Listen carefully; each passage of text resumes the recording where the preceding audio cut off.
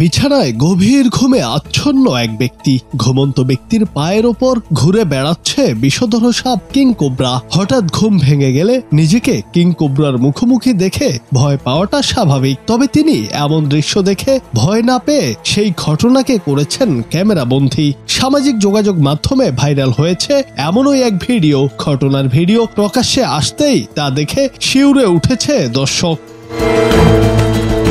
খুব কম মানুষের পক্ষে সম্ভব এমন পরিস্থিতিতে নিজেকে শান্ত রাখা। এমন শক্ত নার্ভেরই পরিচয় দিয়ে প্রাণে বেঁচে ফিরেছেন সেই ব্যক্তি। ভারতের উত্তরাখণ্ডে ঘটে গেছে এমনই চাঞ্চল্যকর ঘটনা।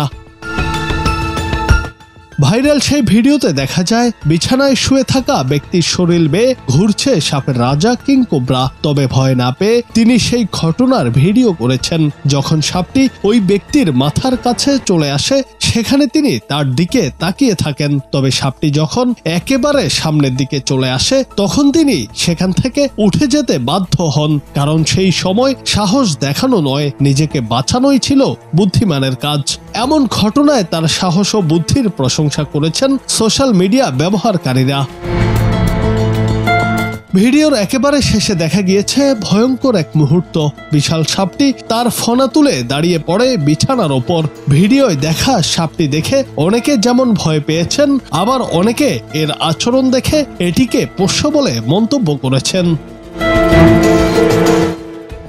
জুনায়েদ আহমেদ, বাংলা টিভি।